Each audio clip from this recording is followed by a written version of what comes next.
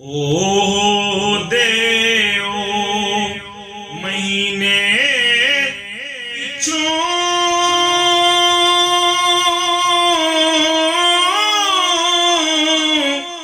तेरी मेरे वली आवे ती कड ले सर हेठूं होश मेरे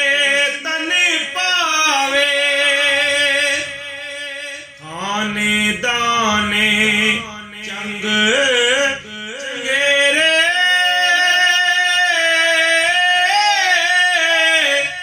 रंग बरंगी चीज़ां हाज़र आने करेंदा अगे छदा वांग अज़ीज़ां इतनी मुद्दत